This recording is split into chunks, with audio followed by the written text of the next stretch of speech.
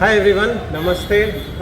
My name is Prithvi and I am here today protesting against the silence of Goa police. When I say silence, police have a huge responsibility, and with responsibility comes accountability. They need to be accountable and they need to answer the questions of public. Public जो भी questions पूछेंगे police को जवाब देना पड़ेगा। और यहाँ पे क्या हो रहा है, मैं डीजीपी सर से डायरेक्टली एक क्वेश्चन पूछ रहा हूँ, वो भी कंटिन्यूसली। फर्स्ट को मैंने एक ईमेल भेजा, फॉलोअप किया 8 को, उसके बाद 13 को, उसके बाद 16 को। खाली मेल भी नहीं, मैंने व्हाट्सएप मैसेजेस भी किया to not just to the DGP, also to the special officer of the DGP, SO of DGP. और मैं उनसे बस एक ही सवाल पूछ रहा हूँ, जिनका मुझे मिला है अब तक रेडियो साइलेंस, टोटल साइलेंस। मैं जवाब नहीं दूंगा, वही मिला है मुझे अब तक। और इसीलिए मैंने ये प्रोटेस्ट चालू किया है। और प्रोटेस्ट चालू करने से पहले भी मैंने जा कर के उनको बोला कि मैं ये प्रोटेस्ट चालू कर रहा हूँ, और ये मैं प्रोटेस्ट उसी टाइम बंद कर दूंगा जब वो मेरा सवाल का जवाब दे देंगे। अब सबको ये क्वेश्चन है कि वो सवाल क्या है। मैं उनसे बस एक सवाल पूछ रहा हूँ, सर, जो पुलिस इंस्पेक्टर जिनका नाम है श्री विद्येश पिलगोंकर, उनको 2024 में सस्पेंड किया गया था on digital bribery case. Digital bribery case का मतलब है कि वो खाली रिश्वत नहीं लिए थे, उन्होंने डिजिटल रिश्वत लिए थे।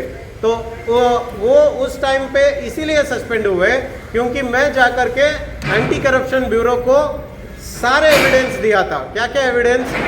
उनका एक कॉल आया था जिस पे वो मुझे सडनली बोलते हैं, पृथ्वी तुम ना अपना बिजनेस बंद कर दो, तुम ना उड़ना बंद कर दो, उड़ना बंद कर दो। उड़ना इसीलिए क्योंकि मैं पैराग्लाइडिंग का बिजनेस करता था। तो क्यों वो ऐसे बोले? क्योंकि उनको रिश्वत नहीं मिला था टाइम पे। तो मैंने उनको रिश्वत दे दिया गूगल पे में, और उनको एक स्क्रीनशॉट डाल दिया कि सर मैंने आपका रिश्वत भेज दिया है आपको, सॉरी फॉर द डिले, क्षमा कर दीजिए, थोड़ा टाइम हो गया करके मैंने एक मैसेज भी भेज दिया उनको। उन्होंने वो मैसेज देखे, क्योंकि व्हाट्सएप में ब्लू टिक मार्क होता है, मतलब उन्होंने मैसेज देखे। और वो व्हाट्सएप कॉल किए थे मुझे, ताकि मैं कॉल का रिकॉर्डिंग नहीं कर पाया। लेकिन क्या हुआ, बिकॉज ऑफ माई लक, जब मैं जाकर के एसीबी को कंप्लेंट दिया, एंटी करप्शन ब्यूरो ने सीसीटीवी का फुटेज निकाला, और वो सीसीटीवी में वो कॉल का भी वीडियो आ गया, जिसपे वो मुझे कॉल करके बोलते हैं कि तुम अपना धंधा बंद कर दो। तो उस हिसाब से मैंने एक कंप्लेंट लॉन्च किया। वो कंप्लेंट नंबर है FIR नंबर है 02/2024। और उस केस में 2 पुलिस हेड कांस्टेबल संजय तलकर और उदयराज कलंगुटकर, दोनों को अरेस्ट किया गया और सस्पेंड किया गया। और उसके थोड़ा टाइम के बाद जो मेन इंस्पेक्टर था, जिनका नाम है श्री विद्येश पिलगोंकर, उनको भी रिमांड कर दिया गया टू पुलिस कस्टडी, एंड उनको भी सस्पेंड किया गया। ये हुआ था 2024 में। आपको मैंने एक लाइनअप दे दिया है with the dates of events, कब मैंने कंप्लेंट किया, कब वो सस्पेंड हुए। और अभी जस्ट 1 महीने पहले वो फिर से रीइंस्टेट हो गए to the Valpoi police station as an inspector. और जैसे वो रीइंस्टेट हो गए, मैंने डीजीपी से पूछा कि सर, उन्होंने ऐसा क्या काम कर दिया जो सस्पेंशन के टाइम पे, जिससे आपको लगा कि इस बंदे को या इस ऑफिसर को मुझे वालपोई का इंस्पेक्टर बनाना चाहिए। और उस क्वेश्चन का मुझे अभी तक जवाब नहीं मिला है। और सुबह में जब मैंने डीजीपी को ये बोला कि मैं यहाँ पर अनशन बैठ रहा हूँ, और जैसे ही आप मुझे एक रिप्लाई दे देंगे तो मैं ये प्रोटेस्ट इमीडिएटली सस्पेंड कर दूंगा, तो उन्होंने मुझे एक रिस्पॉन्स भी भेजे, ओके करके बोले, मतलब तुम बैठो अनशन पे करके बोले। और वो है मेरे पास, वो मैं आपको भेज दूंगा। और एसओ ऑफ डीजीपी को मैंने ये सारा डिटेल्स भेजा, सारा ईमेल्स भेजे। और एसपी नॉर्थ जो है उनको भी मैंने सीसी में रखा है, एसीबी को भी मैंने सीसी में रखा है, चीफ सेक्रेटरी और सारे सेक्रेटरीज इंक्लूडिंग होम डिपार्टमेंट और सीएम ऑफ गोवा को भी मैंने मेरे सारे ईमेल्स में सीसी में रखा है। मतलब all of them know about this information. और यहाँ पर मुझे दर्द किस चीज़ का हो रहा है मैं वो बता देता हूँ। मुझे दर्द इस चीज़ का हो रहा है कि पुलिस डिपार्टमेंट सोचता है कि पब्लिक को आंसर देने का कोई ज़रूरत नहीं है। पब्लिक पूछता है तो पूछने दो, हम क्यों जवाब देंगे, हम अपना काम करेंगे बस, हम किसको भी चाहिए उनको पोस्टिंग दे देंगे। और मैं क्या बोल रहा हूँ मेरा केस हुआ था 2024 में, सस्पेंड हो गए थे इंस्पेक्टर और अभी बन गए वालपाई का इंस्पेक्टर। और मैना कुरतुरी का केस में क्या हुआ है, वही सेम हुआ है, इलीगल डिटेंशन हुआ है 4 लड़कों का, उसमें से एक माइनर भी उनके साथ हुआ है, सेक्सुअल असॉल्ट, फिजिकल असॉल्ट। और क्या किया पुलिस लोगों ने, वो जो 4 पुलिस लोगों को उन्होंने सेम 2 हेड कांस्टेबल और 2 इंस्पेक्टर्स को उन्होंने सस्पेंड कर दिया। सर एज अ पब्लिक मुझे क्या लगता है कि suspension is like a paid holiday, मतलब उनको काम करने का ज़रूरत नहीं रहता है, लेकिन सैलरी तो उनको आता रहता है सस्पेंशन में भी। तो मेरा बस क्वेश्चन ये है, मैं उनके अगेंस्ट नहीं हूँ, मैं ये नहीं बोल रहा हूँ कि आप सस्पेंशन के बाद उनको पोस्ट नहीं कर सकते हैं करके नहीं बोल रहा हूँ, ऐसा कोई लॉ नहीं है, लेकिन मैं बस ये पूछ रहा हूँ एज अ पब्लिक वो अकाउंटेबल होना चाहिए। Sir DGP has to be accountable for his decision. वो अगर बोल रहे हैं कि इस बंदे को मैं इंस्पेक्टर बना रहा हूँ तो क्यों बना रहे हैं, क्या एक इंक्वायरी होता है, ऐसा कोई भी केस होगा तो 2 इंक्वायरी होता है, एक प्रिलिमिनरी इंक्वायरी, एक डिपार्टमेंटल इंक्वायरी। और प्रिलिमिनरी और डिपार्टमेंटल इंक्वायरी में उनको कुछ ऐसा लगा कि ये बहुत अच्छा काम कर रहे हैं, सस्पेंशन के टाइम में उन्होंने एक बहुत बढ़िया काम कर दिया, इसीलिए मैंने उनको इंस्पेक्टर किया। अगर ऐसा बोल देंगे डीजीपी तो मैं खुश हूँ सर, एज अ पब्लिक मुझे समझ में नहीं आ रहा है। And the nation wants to know कि क्यों डीजीपी ने उनको एक इतना बड़ा ये दे दिए, इंस्पेक्टर का रोल दे दिए। और मैं जब इतना बड़ा रोल क्यों बोल रहा हूँ, क्योंकि एक बंदा जिनके ऊपर इन्वेस्टिगेशन अभी चालू है, एसीबी का इन्वेस्टिगेशन अभी तक खत्म नहीं हुआ है। सर अगर खत्म होता तो चार्जशीट फाइल हो गया होता, अभी तक चार्जशीट फाइल नहीं हुआ। मैंने आरटीआई डाला और पूछा कि क्यों अभी तक चार्जशीट फाइल नहीं हुआ, तो वो बोले कि अभी तक इन्वेस्टिगेशन चालू है। इन्वेस्टिगेशन जब एक बंदे के ऊपर चालू है, आप जाकर के उनको एक इंस्पेक्टर बना के बिठा दोगे। और वो अरेस्ट हुआ था तो अभी वो बाहर कैसे आया, बेल पर आया है ना। एक बंदा जो बेल पर बाहर आया है वो दूसरे लोगों को अरेस्ट करेगा, मतलब it is such a mockery, it is such a funny incident कि जो इंस्पेक्टर किसी मुजरिम को अरेस्ट कर रहे हैं वो खुद बेल पर बाहर है।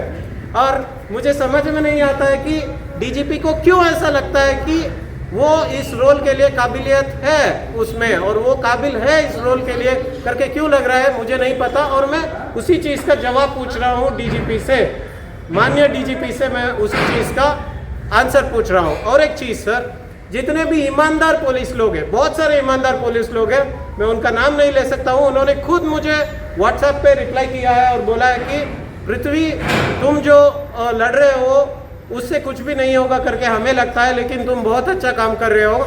और जो ईमानदार लोग हैं उनको कुछ भी नहीं मिलता, कोई प्रमोशन नहीं मिलता, कोई पोस्टिंग नहीं मिलता पृथ्वी, उनको हम जहाँ पे है उधर ही बिठा के रख देते हैं करके खुद मुझे पुलिस वालों ने बोला है।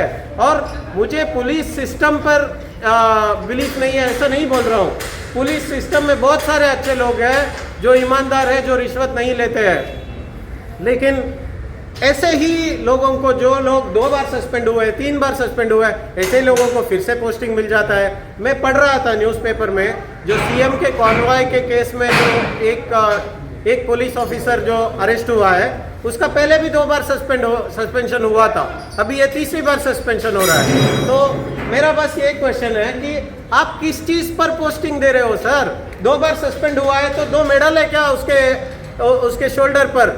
जैसे अगर कोई अच्छा काम मिलेगा तभी तो स्टार मिलेगा ना। मुझे इधर ऐसा लग रहा है कि कोई आकर के पूछेगा कि सर मुझे एक स्टेशन में अलॉट कर दीजिए, तो मुझे लगता है, मेरा ये कहना है कि मुझे लगता है डीजीपी सर पूछेंगे, ओ भाई तुम पहले सस्पेंड हुए थे क्या? हाँ सस्पेंड हुआ, अब चलो अब तुम्हारा हो गया, एलिजिबिलिटी हो गया, तुम पास हो गए हो, अभी तुम बन सकते हो एक इंस्पेक्टर, तुमको दिया जाएगा ये पुलिस स्टेशन।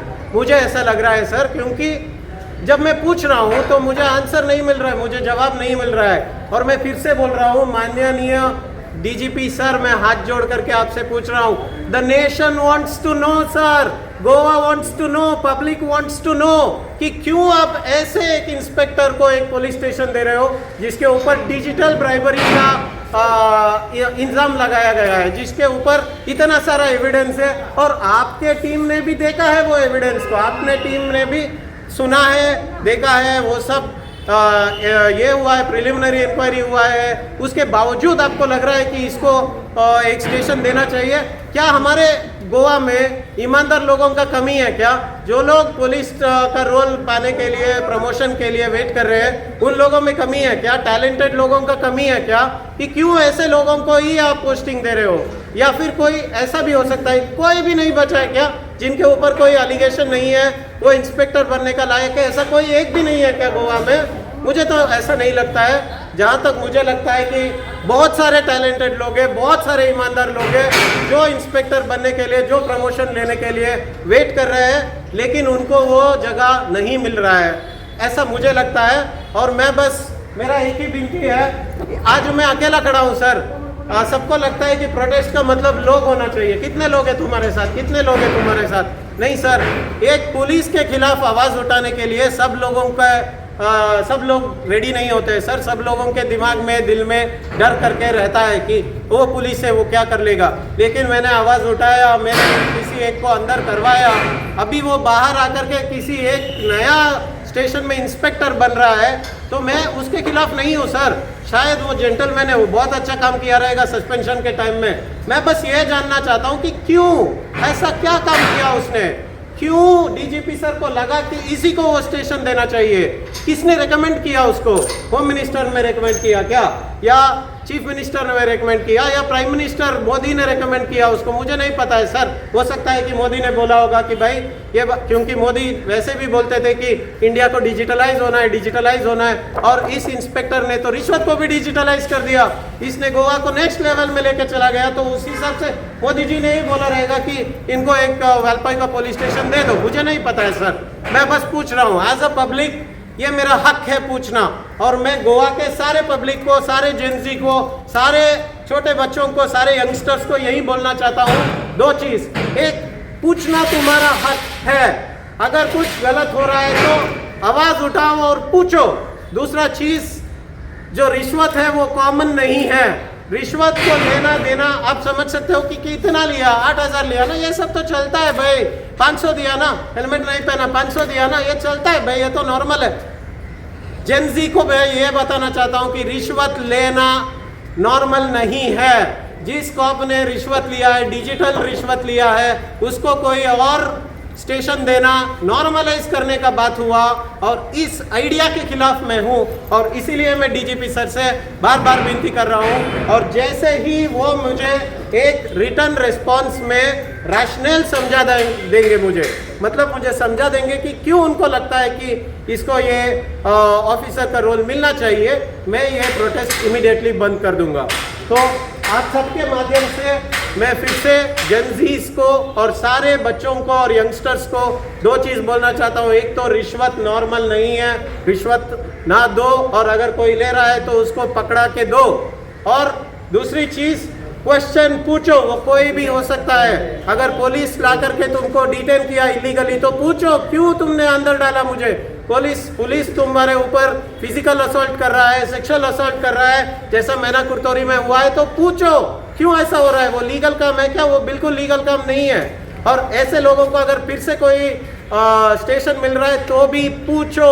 तो मेरा बस ये है, सारे पब्लिक से मैं आपके मीडिया के तरफ से उनको बुलाना चाहता हूँ। मैं इधर ही बैठा रहूँगा जब तक मुझे रिप्लाई नहीं आएगा। आप सब लोग भी आ जाओ, मेरे साथ दो।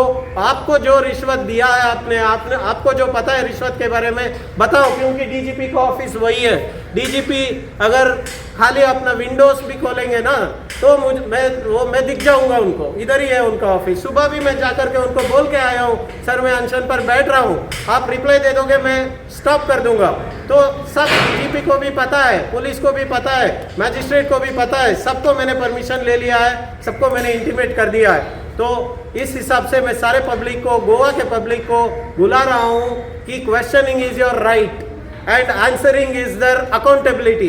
Transparency has to be there in the system. जो भी ऊपर बैठा है वो तुम्हारे क्वेश्चन का जवाब देना चाहिए। तो प्लीज आकर के आपका क्वेश्चन पूछो। Thank you. बैठेंगे इधर? आप कब तक बैठेंगे इधर? आज, सिर्फ आज के लिए या फिर? नहीं सर, जब तक मुझे एक रिटर्न रिप्लाई नहीं मिलेगा डीजीपी से ये बोलते हुए कि क्यों मैंने उसको एक स्टेशन में डाल दिया, तब तक मैं इधर ही बैठूंगा सर। वो अगर एक ही मिनट में दे देंगे तो अगले मिनट में मैं ये अनशन का ख़त्म कर दूंगा, और अगर वो 2 दिन लेंगे तो 2 दिन भी मैं इधर ही बैठूंगा, अगर वो 30 दिन लेंगे तो मैं 30 दिन भी इधर ही बैठने का कोशिश करूंगा। मैं ये नहीं बोल सकता हूँ कि बैठूंगा, कोशिश तो करूंगा सर। दिन रात जितना रहोगे जितना मेरे हाथ से होगा, जितना एज अ पर्सन मैं कर सकता हूँ, इस रिश्वत के अगेंस्ट मैं लड़ सकता हूँ, मैं लड़ूंगा सर। मैं अनशन मतलब प्रोटेस्ट, खाली प्रोटेस्ट या हंगर स्ट्राइक पे बैठे? नहीं, हंगर स्ट्राइक पे नहीं बैठ रहा हूँ खाली सर, बैठ रहे क्योंकि आपने सही क्वेश्चन पूछा।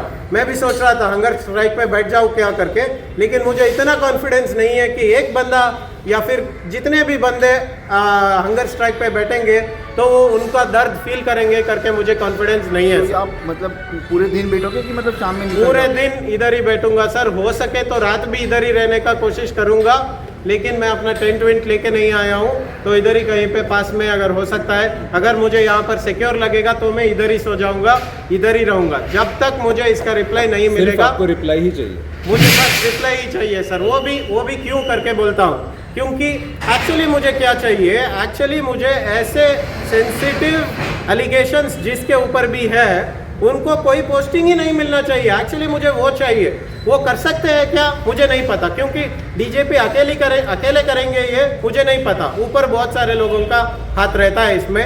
तो मेरा जो आस्क है वो बहुत रीजनेबल रखा है मैंने।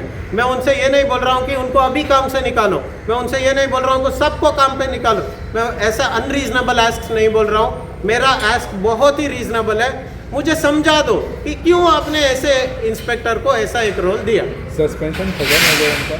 सस्पेंशन खत्म हो गया है तभी तो उनको एक और रोल बाकी के मिला। जो 2 लोग हैं वो? उनका भी सस्पेंशन खत्म हो गया रहेगा सर, मैंने उनका फॉलोअप नहीं किया। मेरा आस्क ये है कि मैं ये नहीं बोल रहा हूँ कि उसको काम पे मत दो, काम पे मत रखो, सस्पेंशन खत्म हो जाने के बाद काम पे देना ही चाहिए क्योंकि सैलरी जा रहा है उनको। मैं बस ये बोल रहा हूँ कि रिस्पॉन्सिबल पब्लिक फेसिंग पोस्टिंग मत दो, मतलब कोई स्टेशन मत दो। वो काम पे डाल सकते हैं उनको रिजर्व पुलिस में, वो काम पे डाल सकता है सिक्योरिटी में, जिसपे वो जाकर के फिर से ये हरकत नहीं कर सकता है। कब ये हरकत कर सकता है? जब वो एक स्टेशन का इंस्पेक्टर बन जाएगा, तब जाकर के वो पब्लिक को लेके आके और डिमांड कर सकता है। मेरा बस ये विनती है कि उनको रिस्पॉन्सिबल पब्लिक फेसिंग रोल मत दो, कोई दूसरा रोल देना है दे दो, और पब्लिक फेसिंग रोल दे रहे हो तो क्यों दे रहे हो पब्लिक को समझाओ, मुझे नहीं। गोवा के पब्लिक ये जानना चाहता है, इंडिया का पब्लिक ये जानना चाहता है, the nation wants to know कि क्यों ऐसे बंदे को ले रहे हो। कोई भी जो भी हो समझा दो सर प्लीज। तो आपने उसको रिश्वत दिया तो क्यों दिया था आपने? आपका बिजनेस इनलीगल था। ज्वाइन करके मुझे बोला आप जब ये जो केस है वो 2024 की है राइट ना? Yes, sir. आपने जो ब्राइबरी आपने दिया था, तो मुझे पूछना है कि आपके पास वो लीगल लाइसेंस है जो 2 क्वेश्चन आपने हाँ। पूछा। और इससे एक- पहले भी दिया था क्या ब्रदर, या फिर ये फर्स्ट टाइम कर रहे थे? हाँ, 3 क्वेश्चन हो गया आपका, एक एक करके आंसर दूंगा। पहला क्वेश्चन आपने पूछा कि मेरे पास लाइसेंस था क्या वो करने का। Very good question. मेरे पास 100% लीगल लाइसेंस था, 100% गोवा टूरिज्म डिपार्टमेंट से जो भी परमिशन चाहिए था वो सब था, वो सब मैंने दे दिया। इसीलिए तो एफआईआर बनाई। एसीबी वाले लोग ऐसे नहीं एफआईआर बनाते। अगर मेरे पास लाइसेंस नहीं है तो मैं ही गलत काम कर रहा हूँ ना। अगर मैं गलत काम कर रहा हूँ तो मैं कैसे जाकर के एक पुलिस ऑफिसर के खिलाफ। आपने रिश्वत क्यों दिया उसको? Yes sir, that's a very good question. मैं उसी का जवाब देने वाला था। पहला जवाब तो मैंने दे दिया आपको। रिश्वत क्यों दिया, ये बहुत अच्छा क्वेश्चन है। एक होता है रिश्वत, एक होता है एक्सटॉर्शन। रिश्वत मैं क्यों दिया करके वो भी आपको प्रूफ दिखा के समझाता हूँ। उस टाइम पे कोई भी इंस्पेक्टर बनेगा तो गवर्नमेंट उनको एक नंबर देता है, वो गवर्नमेंट नंबर होता है। जो भी उसके जगह पे कोई और इंस्पेक्टर आएगा तो वही नंबर अभी नया इंस्पेक्टर के पास आ जाएगा। एक बार मुझे कॉल आया, व्हाट्सएप कॉल, क्योंकि मैं व्हाट्सएप कॉल को रिकॉर्ड नहीं कर सकता हूँ, तो व्हाट्सएप कॉल आया और ये इंस्पेक्टर मुझे बोलता है, पृथ्वी तू उड़ना बंद कर दे, तू उड़ना बंद कर दे। कॉल डिस्कनेक्ट कर देते हैं। What is that call called? It is called a threatening call. मतलब आप कोई धंधा कर रहे हो, कोई भी, समझो आपका दूध का दुकान है, कोई पुलिस आपको कॉल करके बोलता है कल से आप दूध बेचना बंद कर दो, आप दूध बेचना बंद कर दो, तो वो क्या हुआ सर? वो थ्रेटनिंग कॉल हुआ ना। तो मैंने पूछा सर आप क्यों ऐसे बोल रहे हो? क्योंकि मैंने रिश्वत देने में देर कर दिया था। तो देरी 1 दिन का हुआ था, तो मैंने क्या किया, जो हेड कांस्टेबल रिश्वत कलेक्ट करने के लिए आते थे ना, उनको मैंने गूगल पे कर दिया रिश्वत, और वो स्क्रीनशॉट को मैंने इनका इंस्पेक्टर को भेजा। सर सॉरी सर, 1 दिन का डिले हो गया, क्षमा कर दीजिए, मैंने भेज दिया आपको रिश्वत करके। एक स्क्रीनशॉट भेजा ऑन द ऑफिशियल नंबर जो गोवा के गवर्नमेंट ने दिया था उसको, not on his private number. और व्हाट्सएप का ये चीज़ है सर, जब वो देखते हैं ना तो ब्लू कलर हो जाता है टिक मार्क, वैसे उनका भी ब्लू कलर हो गया टिक मार्क। और 1 महीने बाद वो कलेक्टर जो उनका हेड कांस्टेबल है उनका कॉल मुझे आया जिसमें वो बोलते हैं पृथ्वी अगले बार से गूगल पे मत करो भाई। वो कॉल भी रिकॉर्डिंग मेरे पास था। ये सब एविडेंस को मैंने एंटी करप्शन ब्यूरो को दे दिया, और क्योंकि मेरे पास इतना एविडेंस था इसीलिए एक इंस्पेक्टर और 2 हेड कांस्टेबल अरेस्ट हुए, नहीं तो नहीं होते थे सर। बहुत लोग रिश्वत लेते हैं, बहुत लोग रिश्वत देते हैं, और लोग समझते हैं कि ये आम क्या ज़िंदगी है, ये ज़िंदगी का एक पार्ट है। क्यों वो अगर जाएंगे भी एसीबी के पास तो केस क्यों नहीं बनेगा? क्योंकि सबके पास एविडेंस नहीं होता है। मेरे पास था एविडेंस, इसीलिए उस टाइम पे केस बना, इसीलिए 3 लोग अरेस्ट हुए। उसके बावजूद ये बाहर आ गया, क्यों आया वो भी बोलता हूँ। आप इसके पहले भी दे दिया था? नहीं सर, मैंने बिजनेस स्टार्ट किया यही पहले। इससे पहले मैं एज अ कॉर्पोरेट काम करता था बैंगलोर में, एज अ कॉर्पोरेट नो, आपने ही बोला अभी, हाँ, आपने ही बोला ये इस बार रिश्वत देने के लिए टाइम लगा, देर हुआ। तो इसका मतलब है, सुनो इसका मतलब है आप पहला भी देता था। सो रिश्वत देने वाला मोर फॉल्टी है देन द रिश्वत who is receiving the bribe. You agree that? So you are the most guilty, don't you? 100% sir. और सिर्फ आप नहीं, और मैं क्यों आपको बोल रहा हूँ कि आपने बहुत सही सवाल पूछा, क्योंकि जो अपोजिशन लॉयर था ना, जो उनके तरफ से जो लॉयर था ना, उसने भी बिल्कुल यही बात बोला जज के सामने कि मैडम रिश्वत लेना कितना बुरी बात है, देना भी उतना बुरी बात है। इसने दिया है रिश्वत, और अगर दिया है तो 7 दिन के अंदर इसको रिपोर्ट करना चाहिए। इसने रिपोर्ट भी नहीं किया है तो ये तो उससे भी बड़ा गुनाह किया है। और तभी मैंने बोला कि जज के सामने मैंने बोला मैडम मेरा पार्ट का बात है, मैं खुद बोलना चाहता हूँ आपके सामने। जज ने मुझे टाइम दिया, तभी मैंने ये बोला जो आपका भी आंसर है। जज ने भी मुझे यही क्वेश्चन पूछा था। एक होता है रिश्वत, एक होता है एक्सटॉर्शन, और जो मेरे साथ हुआ था वो था एक्सटॉर्शन। एक्सटॉर्शन का मतलब क्या है मैं आपको क्लियरली समझाता हूँ। मेरे पास एक ग्लाइडर था, ग्लाइडर मतलब जिसके मदद से हम उड़ाते हैं लोगों को और उड़ते हैं खुद, उसको बोलते हैं ग्लाइडर। और जब उनका कहने पर मैंने रिश्वत नहीं दिया ना, तो उन्होंने क्या बोला, 2 हेड कांस्टेबल को बोला जाकर के इसका ग्लाइडर लेके आ जाओ। और वो ग्लाइडर का कॉस्टिंग होता है 8 लाख। 8 लाख का ग्लाइडर उन्होंने इलीगली जब्त किया मुझसे। वो इलीगली क्यों बोलता हूँ, अगर कोई भी इंस्पेक्टर या कोई भी पुलिस आपसे कुछ भी ले रहा है, आपका गाड़ी का चाबी भी ले रहे हैं ना, उनको हक नहीं है आपका गाड़ी का चाबी लेने के लिए। क्योंकि अगर कुछ भी ले रहे हैं तो उसको एक्नॉलेजमेंट देना पड़ता है कि मैंने ये लिया है, अंडर दिस रूल आपने गलत किया इसीलिए लिया है। और जो ग्लाइडर मेरा उठाया गया था ना, वो इलीगली उठाया गया था। और वो ले जाने के बाद जब कोई आदमी 8 लाख का आपका आइटम लेके जाके आपसे 8,000 पूछेगा तो आप दोगे कि नहीं दोगे सर? तो उसको बोलते हैं एक्सटॉर्शन। वो रिश्वत नहीं था, एक्सटॉर्शन था। और जब मैंने जज को ये सब सुनाया तो जज ने अपने जजमेंट में पता है क्या बोला? जज ने, वो ऑनरेबल जस्टिस का नाम भूल गया हूँ मैं, ऑनरेबल जस्टिस ने बोला भाई एक्सटॉर्शन का केस क्यों नहीं डाले हो, एक्सटॉर्शन का केस ऐड करो, इसका जो बेल है वो कैंसिल करो। और ऐसे पुलिस लोगों को अगर हमने बेल दे दिया तो गोवा का मुंह कलंक हो जाएगा, उसका बेल मैं कैंसिल कर रहा हूँ करके उन्होंने जजमेंट दिया। और वो जजमेंट देते वक्त मैं उधर था। 2 चीज़ें, एक रिश्वत देना लीगल, बिल्कुल गलत काम दिया। करेक्ट। लेकिन आपने कहा उन्होंने एक्सटॉर्शन के इसके लिए मुझे देना पड़ा। करेक्ट। जो कंप्लेन आपने पैसे दे के बाद में किया ना, वो कंप्लेन अगर आप पहले करते कि वो पैसा मांग रहा है करके, तो आपको करप्शन देने की जरूरत ही नहीं पड़ती, मतलब रिश्वत देने की जरूरत। आपने पहले कंप्लेन क्यों नहीं की? बहुत सही है सर, बहुत सही है, क्वेश्चन बहुत सही है। लेकिन अपना रूल क्या बोलता है मैं वो बोलता हूँ।